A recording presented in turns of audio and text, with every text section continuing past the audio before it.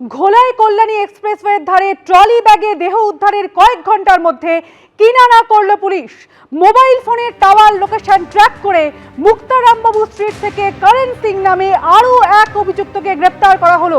এর আগে এই মামলায় কৃষ্ণারাম সিং নামে আরও এক অভিযুক্তকে গ্রেপ্তার করা হয়। এ বিষয়ে বিস্তারিত জানবো, কথা বলে নেব আমাদের প্রতিনিধি সমীরণ পালের সঙ্গে। সমীরণ, দেখো সুচিস্মিতা, গতকাল গভীর রাতে গিরিশ পার্ক থানার অন্তর্গত 165 নম্বর মুক্তারামবাবু স্ট্রিট এলাকা থেকে কৃষ্ণারাম সিং নামে যে দুষ্কৃতী পালিয়ে গেছিল ভোলা থানার অন্তর্গত খেফলির বিল কল্যাণী এক্সপ্রেসের ধার থেকে এক কাপ চালান যখন চ্যালেঞ্জ করে তাকে, সেই সময় সে পালিয়ে যায়। তারপরে মোবাইলের টাওয়ার লোকেশন ধরে গতকাল গভীর রাতে গিরিশ পার্ক থানা এলাকা থেকে কৃষ্ণারাম সিংকে গ্রেপ্তার করে পুলিশ এবং তাকে জিজ্ঞাসাবাদ করে জানা যায় যে 165 নম্বর মুক্তারামবাবু স্ট্রিটে একটি কাপড়ের গুদামে গতকাল সকালবেলা 11:30 থেকে 12টার মধ্যে খুন করা হয় ভাগারাম সিংকে। ভাগারাম সিং একজন কাপড়ের ব্যবসায়ী।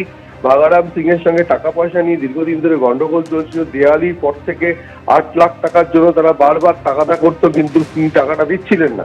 সেই কারণে আক্রোশবশত তাকে ওই গোডাউনের মধ্যে নৃশংসভাবে প্রথমে গলায় ছুরি দিয়ে গলা কেটে তারপরে নাইলনের দড়ি দিয়ে শ্বাসরোধ করে নৃশংসভাবে খুন করা হয় এবং রক্তমাখা জামা কাপড় ডাস্টবিনে ফেলে রেখে ট্রলি ব্যাগে ভর্তি করে ওই কৃষ্ণারাম সিং সারাদিন বড়বাজার বিভিন্ন এলাকায় কাপড়ের ব্যবসার কাজ করে। সন্ধ্যে 7টার পর ফিরে এসে ওই ট্রলি ব্যাগ নিয়ে একটি ট্যাক্সি নিয়ে রওনা যায় নাগের বাজারের দিকে। নাগের বাজারেই ছিল করণ সিংকে নিয়ে ওই ট্রলি ব্যাগ এবং একটি কাপড় বোঝাই বস্তা নিয়ে তারা একটি এক ক্যাবে ওঠে এবং তাদেরকে বলে যে খেফলির বিলে যাবে, মুড়াগাছার কাছে কল্যাণী এক্সপ্রেসের দ্বারা খেফলির বিলে যাবে। অন্ধকার রাস্তায় এসে রাত্রি 10:30 পৌনে 11 নাগাদ এসে পৌঁছানোর পর এক ক্যাব চালকের সন্দেহ হয়।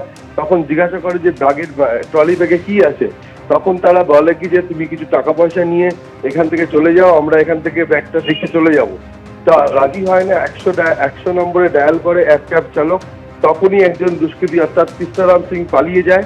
করণ সিং থেকে যাত্রে ধরে ওই এক ক্যাব চালক। ততক্ষণে পুলিশের টহলদারি জিপ ঘটনাস্থলে এসে পৌঁছয় এবং পুলিশ এসে জানতে পারে যে ট্রলি ব্যাগের মধ্যে দেহ রয়েছে।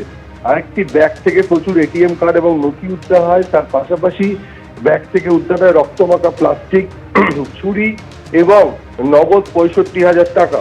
তারপর ট্রলি ব্যাগ খুলে দেখা যায় যে একটি দেহ রয়েছে 35-এর এক যুবকের। তার মুখে সেলোটেপ দিয়ে পুরো মুখ বাঁধা, টেপ দিয়ে এবং হাত পা বাঁধা। সেই দেহটি উদ্ধার করে পাঠায় ময়নাতদন্তের জন্য।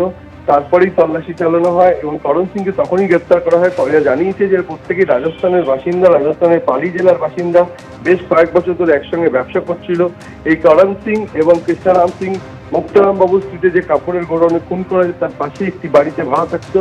এখনো পর্যন্ত এই ভাগারাম সিং কোথায় থাকতো সেটা পুলিশ জানতে পারেনি। তবে প্রাথমিকভাবে জানা গেছে যে 8 লাখ টাকা পেত, সেই কারণেই এই নৃশংস হত্যাকাণ্ড। অর্থাৎ টেপ দিয়ে মুখ পুরো ঢাকা এবং হাত পা টেপ দিয়ে বাঁধা অবস্থায় ট্রলি ব্যাগে বন্দি করে দেহ নিয়ে তারা ওই খেফলির বিলে ফেলে দিয়ে তারা রাজস্থানে পালিয়ে যেতে এমনটাই পরিকল্পনা ছিল, কিন্তু এক ক্যাব চালকের তৎপরতায় গোটা ঘটনাটা কিনারা হলো।